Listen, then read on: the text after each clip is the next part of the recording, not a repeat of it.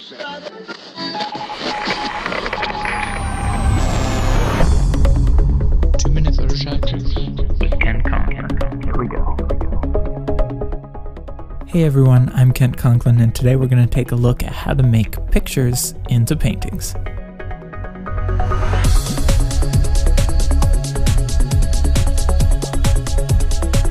As always, we're going to cruise through these tricks fairly quickly, so feel free to pause or rewind the podcast if we're going too fast. And remember, always work on a copy of your image, not the original.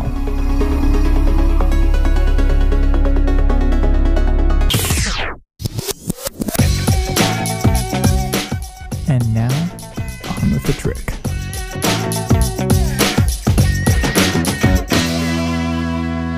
Hey everyone, today we're taking a look at how to make photographs into paintings using the art history brush in Photoshop. But first, an update on the Holga contest. We have a really close race going for the winner, and I want to make sure everyone gets a chance to vote. So I'm extending the voting time to the end of this next week.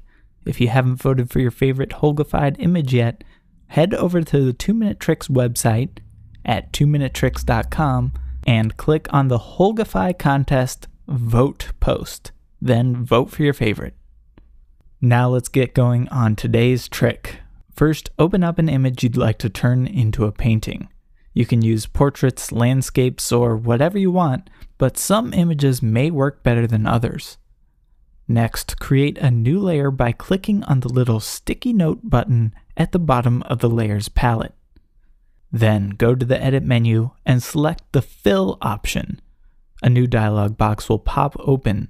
In the top section of this fill dialog box, select the color that you want to fill your new layer with. This will become the background color for your painting. You can use any color you want, but black or white generally work fairly well. Leave the blending mode set to normal and the opacity set to 100. Then click OK. Now click and hold your history brush in the Tools palette. It should look like a paintbrush with a little arrow going around it. After clicking and holding on the history brush, a little pop-up menu should appear near the tool. Select the Art History option from this menu. Now go to your History palette. At the very top of this palette, there should be an entry that says Open. Click on the little box to the left of this entry. A tiny little icon of the history brush should appear in the box. Now we need to choose a brush to paint with, and since we're making a painting, we should use a painterly brush. So open up the brushes palette if it isn't already open by going to the window menu and selecting the brushes option. Now we need to load a set of brushes. To do this, simply click on the tiny little right-facing arrow at the top right of the palette. Then select the Natural Brushes 2 option. A new dialog box will pop open asking you if you want to replace your current brushes or append the brushes to the end of your list. You can either replace or append the brushes, but if you do replace your brushes, you can always get back to your default brushes by clicking on the same arrow at the top right of the palette and clicking the Reset Brushes option. Now select Brush Presets in the top left corner of the Brushes palette, and then scroll down the list of brushes on the right-hand side of the palette. Select the Wet Brush 20 pixels wide. It should be the second to last in the list. You can see the name of any brush in the preset list by just hovering your mouse over it for a little bit. Make sure your new layer is selected in the Layers palette, and then just paint with your brush on your image. You should see the art history brush making tons of little strokes on your image with colors from your original image underneath. Now you can try adjusting some more advanced brush options in the Brushes palette.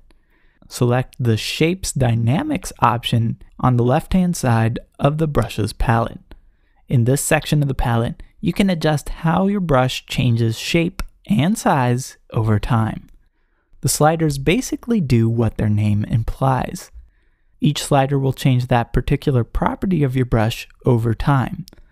A little bit of angle jitter makes highly textured brushes look a lot more realistic, since all the strokes won't be coming from the same direction.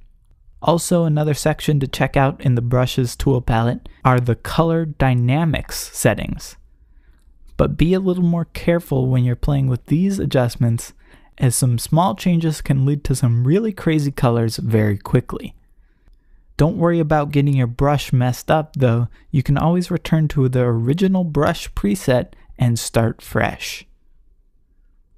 Next, you can try other styles of painting by going to the Art History Brush option bar at the top of Photoshop.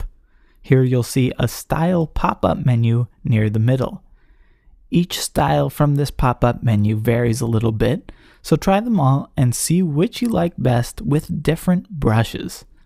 Also, make sure to adjust your brush size, as smaller brushes will paint with more detail than larger brushes.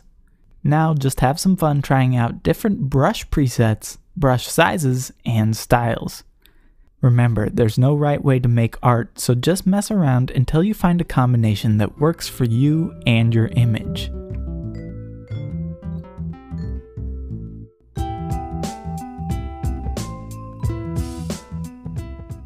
That's it for this week's show, but make sure to tune in next week for another great one. Also, make sure to stop by our website at 2minutetricks.com for some step-by-step guides on our tricks, our user wiki, and our Photoshop contest voting section. If you have a question about Photoshop or a comment you'd like to make about the show, send me an email at kent@2minutetricks.com. Or you can leave us a voicemail at 310-928-3214 or Skype us for free at kent.conklin. Thanks for listening, and we'll see you next week.